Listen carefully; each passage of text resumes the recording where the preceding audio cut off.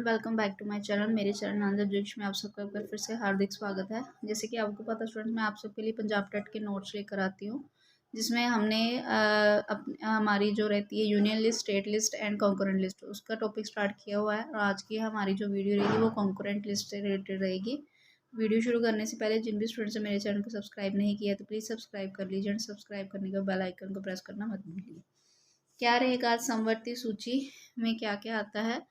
समवर्ती सूची का पहले आपको पता होना चाहिए समवर्ती सूची होती क्या है। समवर्ती सूची वो चीज़ होती है, जैसे कि हमने प्रीवियस में सारा किया था कि यूनियन लिस्ट में क्या आता है कि ऐसे काम कि जो देश में सिर्फ और सिर्फ सेंट्रल गवर्नमेंट के अंडर आते हैं, यानी कि वही कर सकते हैं या उसके अकॉर्डिंग ही होते हैं। और स्टेट लिस्ट के अंडर क्या आते थे कि ऐसे काम जो कि अपनी अपनी स्टेट्स के उसकी गवर्नमेंट के अकॉर्डिंग होते हैं। लेकिन जो समवर्ती सूची कंकरेंट लिस्ट, उसमें क्या आता है कि ऐसे वर्क जो कि सेंटर और स्टेट दोनों मिलके करते हैं। ठीक है, ये उसमें आते हैं। पहले क्या आता है, दंड विधि आती है, जिसके अंतर्गत ऐसे सभी विषय होते हैं जो कि भारतीय दंड संहिता के अंतर्गत आते हैं।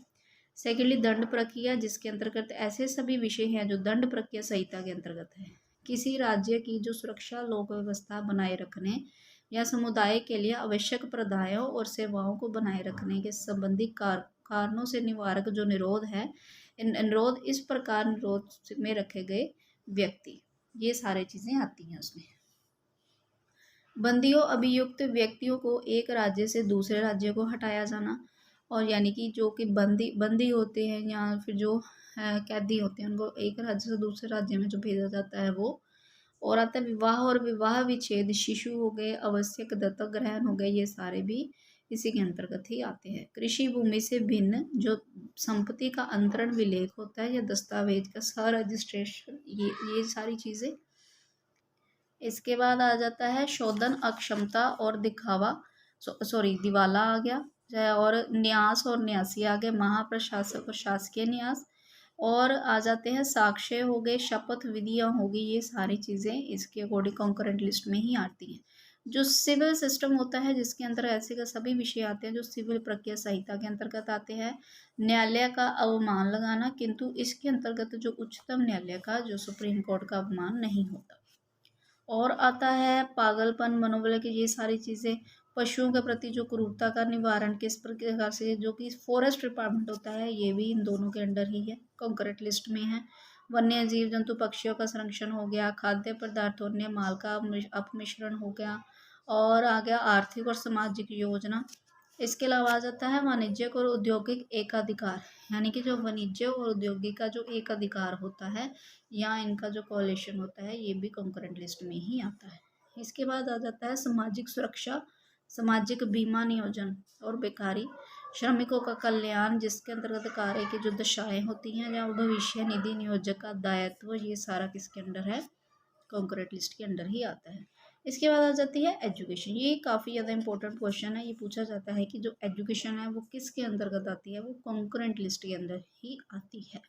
ठीक है, इसके अलावा विधि वृत्ति, चिकित्सा वृत्ति भी, व्यक्तियों की सहायता, पूर्त कार्य और पूर्त संस्थाएं होगी, मानवों, जीव जंतुओं, पौधों पर प्रभाव डालने वाले संसर्ग रोग हो गए, ये भी इस कॉन्करेंट लिस्ट के अंतर्गत ही हैं। इसके अलावा आ जाता है जन्म मरण संख्या की, जिसके अंतर्गत जन्म और मृत्यु रजिस्ट्रीकरण होता है।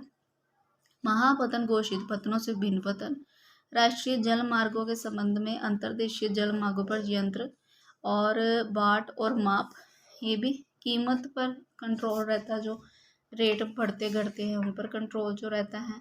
कारखाने हो गए, बॉयलर हो गए, इलेक्ट्रिसिटी होगी, समाचार पत्र या न्यूज़पेपर हो गए, राष्ट्रीय महत्व के घोषित जितने भी पुरातात्विक जो स्थल हैं, ये भी सारे कॉन्करेंट लिस्ट के अंदर ही आते हैं। इसके बाद आ जाता है निष्क्रांत संपत्ति, यानी कि जिसके अंदर कृषि भूमि है, संपत्ति का अर्जन और अधिग्रहण होना, किसी राज्य में उस राज्य के बाहर अद्भुत कर से संबंधित दावों और अन्य लोक मांगों की जो वसूली, जिसके अंतर्गत भू राजस्व का बकाया और ऐसी बकाया के रूप में वसूल की जाने वाली राशियाँ आती हैं। न्यायिक स्टैंप्स, ये भी सारे कॉन्करेंट लिस्ट में है। सूची 2 और सूची 3 के, अगर इनमें जो जितने भी ये काम आते हैं, इनके जांच या इनके आंकड़े, ये सारे कॉन्करेंट लिस्ट के अंदर ही होते हैं। इसके अलावा आ जाता है उच्चतम न्यायालय, सुप्रीम कोर्ट से भिन्न सभी न्यायालयों की इस सूची के विषयों में किसी विषय के संबंध में अधिकारिता और शक्ति है। यानी कि सुप्रीम कोर्ट को छोड़ के बाकी सारे न्यायालयों की जितनी भी अधिकारिता और शक्तियाँ आती है वो सारी कंकरेंट लिस्ट में आती है। नेक्स्ट आ जाती है, इसी सूची के विषय में यदि किसी के संबंध में फीस, किंतु इसके अंदर किसी न्यायालय में ली जाने वाली फीस बिल्कुल भी नहीं है। ठीक है, तो ये सारा हमारे टॉपिक थे। हमने यूनियन लिस्ट, स्टेट लिस्ट और कंकरेंट लिस्ट हमने 3 वीडियोस में क्लियर की। जिन भी स्टूडेंट्स ने वो वाले वीडियोस नहीं देखे तो मेरे चैनल पे जाके आप देख सकते हो। तो प्लीज़ चैनल को सब्सक्राइब, शेयर एंड लाइक ज़रूर करें। मिलते हैं नेक्स्ट वीडियो में। Bye bye.